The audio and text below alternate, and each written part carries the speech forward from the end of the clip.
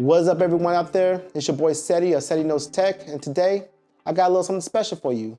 The highly awaited and anticipated Microsoft Surface Duo has finally dropped, and we have it here today for you. So we're going to take a look at it, kind of do an overall review of it, and kind of just kind of see what this device has to offer. But before we get into all that, you know what time it is. Cue my intro.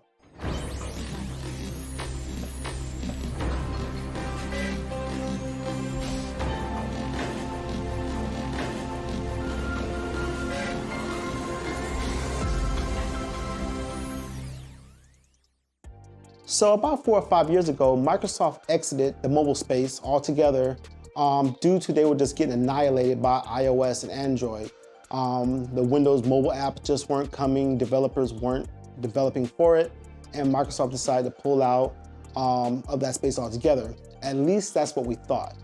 What it turns out to be is that Microsoft didn't necessarily pull out, but they more or less kind of took a step back to reevaluate the situation and to start developing on a device that is going to be that can live up to the Microsoft and the Surface name, thus the release of the Surface Duo.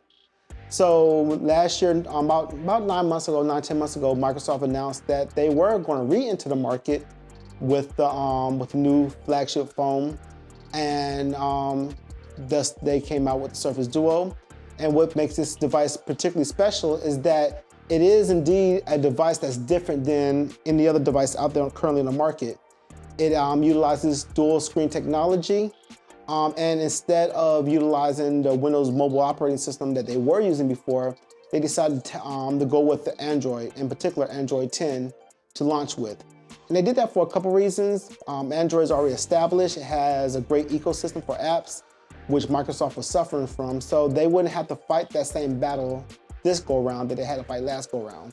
So they now enter the market with this device that's awesome, and they're ready to kind of take place to try to be that third major developer for devices. They was able to integrate Android and the Microsoft services together to kind of develop a device that's just different. And there's some good things about it, some bad things about it we'll talk about, but let's go ahead and get into the good points, which makes the Surface Duo special. So one of the first great points that I want to say about the Surface Duo is as soon as you pull it from the box, the first things you'll notice right off the bat is the build quality of this device. It is spectacular. It is, glass on the front, glass on the back, Gorilla Glass. And then it just feels premium in the hand. It has this beautiful hinge that kind of brings everything together. The screens are vibrant and full of color. They're bright. There's some bezels and stuff on the top and bottom that we'll get to later, but this does feel like a first class device that Microsoft delivered. It lives up to the Surface name for build quality and things of that nature. Like I said, it is a dual screen device, so it's actually two screens that's held together and kind of unified by this particular hinge. It's very minimalistic. It's very, it's clean. You got very nice lines here. You got the Microsoft logo right on the front. It comes in one color at this point, which is, they call it glacier white. I'm just gonna call it white. But it looks good. It looks very futuristic, very forward-thinking. It kind of looks like one of those devices that you will see, Minority Report. That's kind of futuristic, where people's pulling that little device out their pocket and, doing all their work on it and so forth. And that's what this device does. It did a great job with trying to tell that story of what they're looking for and where they're wanting to go with this device. It's clean. I love clean designs. I know that's my opinion. I know people kind of vary everywhere when it comes to that, but I like cleanness. I like minimal design and just nice lines and all that kind of stuff, and Microsoft delivered on all those points. So for that, I'll give Microsoft a thumbs up for their build quality and design of the Surface Duo. Another major point that I would say that's in the good category for the Surface Duo is just Microsoft's forward thinking on the workflows and processes and how to operate the device itself. There's various, I think Microsoft call them postures, or I call them modes that you can operate the device in, from book mode to tent mode, to like a tablet mode, to a peak mode, and things of that nature, to a single device, mode, that allows you to kind of use your device in various situations and use cases. The device does operate on a complete 360-degree hinge system. So you can actually use it in any of these different modes, including something like maybe like a laptop mode, where you can run one app at the top and maybe like your keyboard for typing and stuff at the bottom. And the way that Microsoft connected the two screens together works great. You can actually have an app on one screen, easily switch it to another screen. If you drag that app to the center, it will kind of span the application so that you can kind of use it more, the real estate that the device has as a whole. You can actually use it on both sides. Now, that functionality at this moment really resides with the Microsoft apps. I think the Kindle app as well has kind of integrated that technology in, but most of the Android apps at this moment in time do not and have not integrated that technology yet for that. And you probably won't see a lot of that integration until the next version of Android, which is Android 11, which is said to kind of, deal with a lot of the things that you will see with folding screens for Android devices. So, as of right now, don't expect to see all your apps work in span mode or in, for folding devices and so forth. That's something that's coming up as Microsoft makes more updates, and as Android 11 just kind of updates, just those built-in features and things of that nature natively. They do allow you to utilize the pens. Microsoft owns the Surface Pen and the Surface Slim Pen, and they work great with that. I'm an iPad user, and so I've gotten used to the Apple Pencil and just the tip and just the build quality of the Apple Pencil. With the Slim Pen in particular, this tends to be my favorite pen to use with the Surface Pro Duo, just because the tips are very similar in nature, whereas with the Surface Pen has a more defined point, and they both work flawlessly and great. I just tend to like the Surface Pen better just because I've gotten used to more of the Surface Pencil, and that's more of an opinion thing, but when it comes to functionality, it is on point. Now, is the Surface Pen, the Surface Slim Pen, on par with the Apple Pencil with the 9 millisecond latency that you'll see in the Apple or the Galaxy Note 20 Ultra and all that? I don't think it's at that level yet. That's going to take some maturity in the software and the updates and so forth, but it is not lagging either. It works great. It's probably like the Apple Pencil was before Microsoft updated it to the 9 millisecond latency. So it's good there, but just the forward thinkingness, the innovation, and just the processes and workflows of how Microsoft integrated their services and just the utilization of the two dual screens on this device, that is a definite pro in my book for the Surface Duo. Another point that I would like to make about this device that's a definite positive is the operating system itself. Yes, it's running Android 10, and Microsoft has modified that a bit with their own custom skins and kind of underlying processes. But Microsoft did a real good job with making the two screens, the dual screen technology, work, I ain't gonna say flawlessly, but work very well together. When you have applications open, you can actually move apps from one screen to another fairly easily. You can run two independent applications at the same time, or you can take particular applications and kind of put them in the middle, and the application will do what Microsoft is calling span. It will span both displays to allow you to have a more fuller and more rich kind of user experience from the device.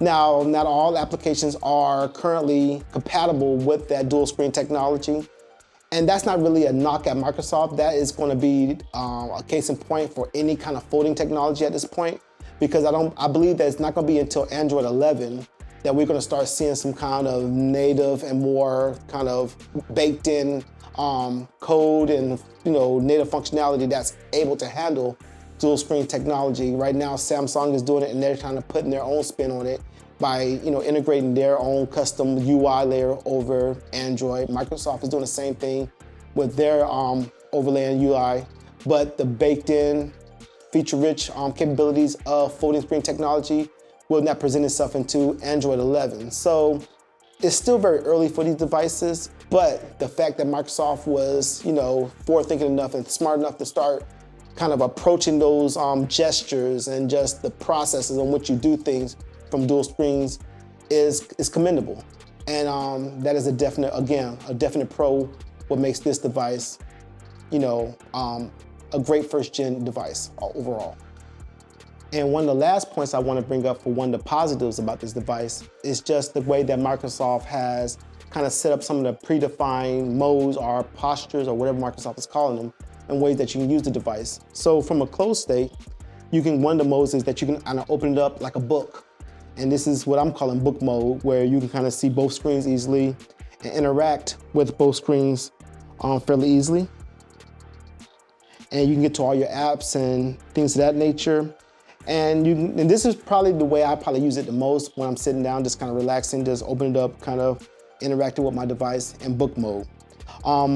Another mode that Microsoft has kind of did was called tent mode, whereas one screen is then turned off completely while the other screen is live. And this mode is good for if you're kind of looking at YouTube or Netflix or something like that, streaming video and things of that nature. You can kind of just put it down on the table and it's secured there. You can kind of watch it hands-free and enjoy this device that way. And the last mode that Microsoft really kind of talks about is the single screen mode, where once again, your back screen is kind of turned off and the screen that's kind of facing you. And this is more your traditional style of using a cell phone. It's a single slab of glass that you kind of interact with your device with. And this basically gives you a lot of multiple ways of using this device. Another way that a lot of people are probably going to use it is probably what's called laptop mode. I've seen a lot of people do this, where they have it kind of like in a right angle kind of position, where on this screen they might have something that's they're viewing or Zoom meeting, like I said when I was in my meeting earlier this week. And on the bottom screen here, they might have something completely different open, such as OneNote or something completely else different they want to interact with. And they kind of use it in a laptop mode. If you're inputting text, let's say you're working with Microsoft Word, you can have Office or Microsoft Word or Excel on your screen that's upright. And this screen will actually turn to a keyboard, allowing you to input text onto the screen that you're working within.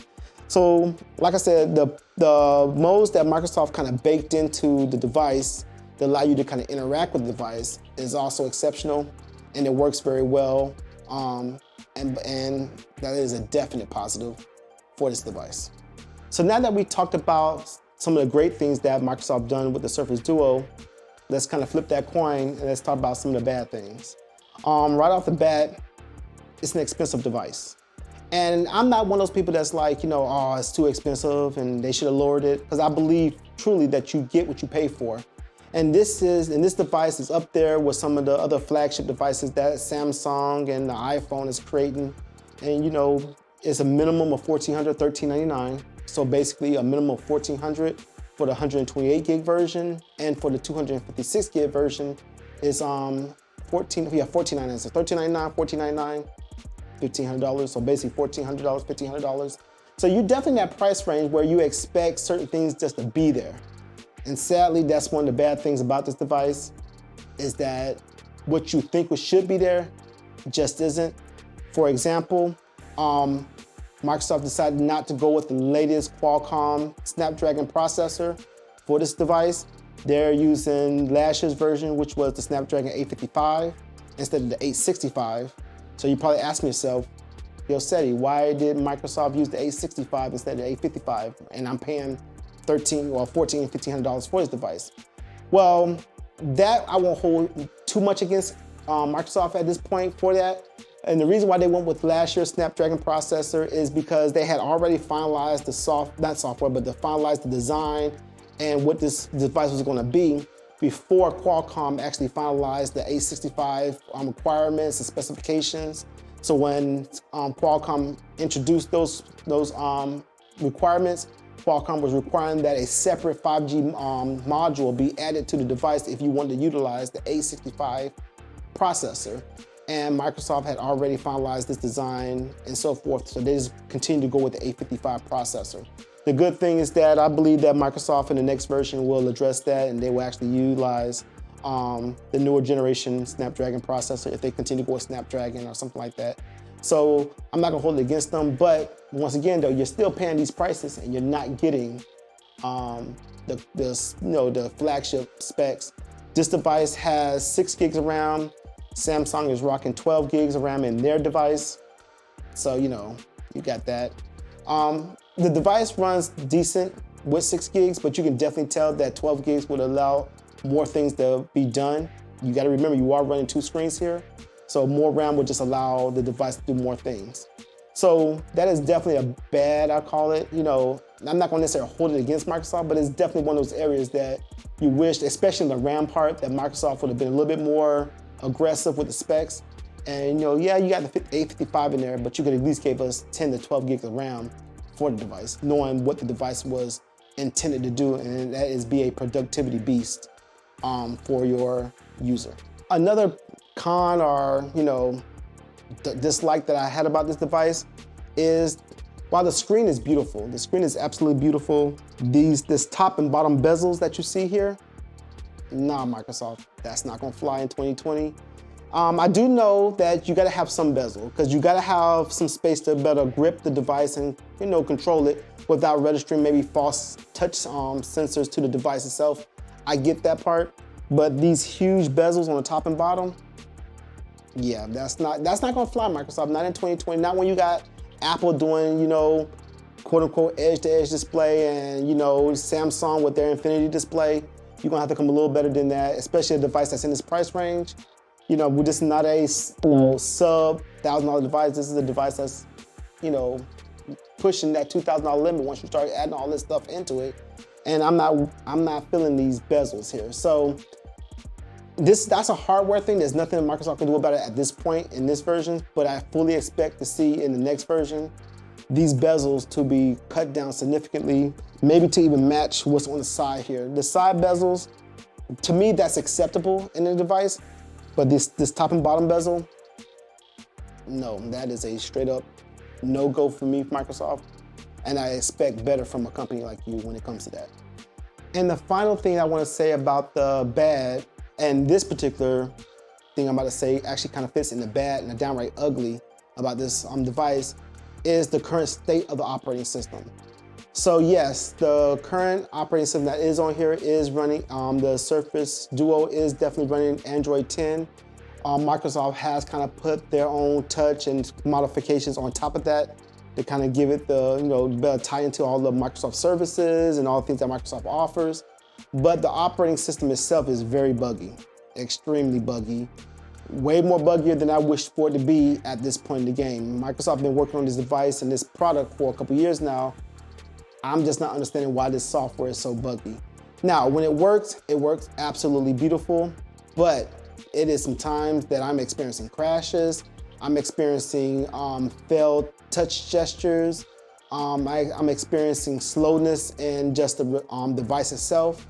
And a lot of things are indeed software issues that can be resolved with a Microsoft update, but it's bad. It's not good. I'm not gonna sugarcoat anything to you. I'm just gonna tell you how it is. The software experience is not very good at this point. There was an update that came out day one that fixed a lot of these bugs that were from the reviewers that were sent early review units, and then it said it did improve things there a lot, but it's not perfect. But things such as just touch gestures, kind of swiping up from the bottom sometimes, you don't get that response that you're expecting. I'm constantly having a problem with things like Outlook and OneNote, that I'll open it, I'll use it, close it out, try to use it again, I get nothing. Then you try to open it up again, it tells me it's crashed again. So you end up kind of rebooting the device to kind of get everything to clear out, to kind of use it again. That's unacceptable. I'm experiencing a lot of crashes where the app will just kind of crash and you're left to try to figure out how to get the app closed, because now all I see is a black screen on one screen, and you end up closing the device, open it back up, kind of restarting things to kind of get it back to normal. To me, that is just unacceptable from one, a company's size and with the talent of Microsoft. And two, this is not something they just started working on last year or when they announced it in 2019. Microsoft has been working on this product since they kind of exited the market about 4 or 5 years ago. And this is the end product that they delivered us. And while I love the product, and it's something I'm not gonna sell or give away, I'm actually gonna give it time for the software updates to kind of gel in place and stuff like that. I'm kind of giving Microsoft the benefit of the doubt that this is a Gen 1 product, but the software, the operating system overall, it definitely needs some work. Microsoft has been, diligent and kind of saying, yes, we know there's some work here to do. They promised to continually push out updates constantly. I think they said once a month there'll be monthly updates to kind of resolve things on here. The reviewers said that things have gotten better since they got the day one update from the review software, I guess. But they received that things just aren't pretty right now on the operating system side. Now, like I said, when it works and things are working good, it's an A+ experience, but more often than not, more than I would like to see, I'm seeing things like crashes and things of that nature that I'm just not happy with. So I'm just gonna leave it at that when don't wanna take Microsoft off, but at the same time, I'm gonna call them out on it that I expected way better than this from the OS that they've been working on for 4+ years. So that's that. So in conclusion, I would just say this. I love this device. I absolutely love it. Kind of, just kind of reiterating some things. I like the build quality. I like where Microsoft is going. I like the vision that Microsoft has for this product.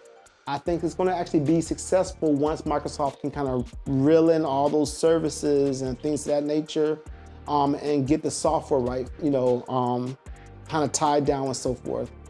There's definitely some things that Microsoft can work on with this device. There's definitely some spec from a hardware standpoint, some things they can do, like with the bezels. Those bezels has got to go. And they need to, like I said, I want to see more RAM in the next version. And I want to see, if I'm paying this much money for a flagship device, I want to see flagship specs on the device. So Microsoft got their work cut out for them. Do I think they will step up and do what they got to do? I agree. I think they will. I do think they will.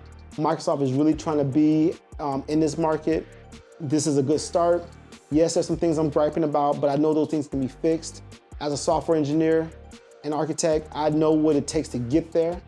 And a lot of my things that I build aren't, 100% day one. It takes time to kind of see where things are, how people are using your device and software to kind of refine things. So I'm gonna give Microsoft that time, and I am gonna continue to use this device, but this is not gonna be my main device. I am gonna still, rock my iPhone, because at this point it's a lot more secure and a lot more, I'm not gonna say secure, but it's a lot more functional from a software standpoint and a hardware standpoint.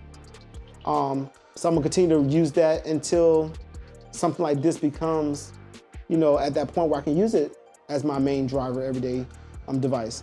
But if I had to put a 1 to 10 on this device, if I had to give it a rating from 1 to 10, I'll give it a solid 6, 6.5. Do I think this is for everyone? Not at this point. So unless you're one of those people that's actually, I gotta be bleeding edge, I want to have the latest and greatest that's out there. If you're a big fan of the, dual screen technology, things of that nature, I think this device will work for you as far as, kind of, feeding that need that you have. But I don't think this is for the masses yet. Let's wait till version 2, possibly 3 for this, for you to go pick up something like this. But I do like where Microsoft is going with this. I kind of like this implementation of their folding technology even more so than the Galaxy Note, not Galaxy Note, but the Galaxy Fold, I should say, and the Galaxy Fold 2. Like I said, the Galaxy Fold I like it. I don't have no gripes with it. But as far as when it comes to where Samsung went with it to implement the tasking and things of that nature, I like the Surface approach and vision a bit more. I just think that Microsoft's got to do a little bit more to kind of get this to that level where Samsung is already at. So I hope you like this video. Give it a thumbs up if you like this, like the video. If you like this kind of content and want more of it, please consider hitting that subscribe button and hitting that bell icon so that you will know when I push more content to the channel. And thank you for taking your time to watch this. And until the next video, as always, stay techie, stay geeky. Cedric.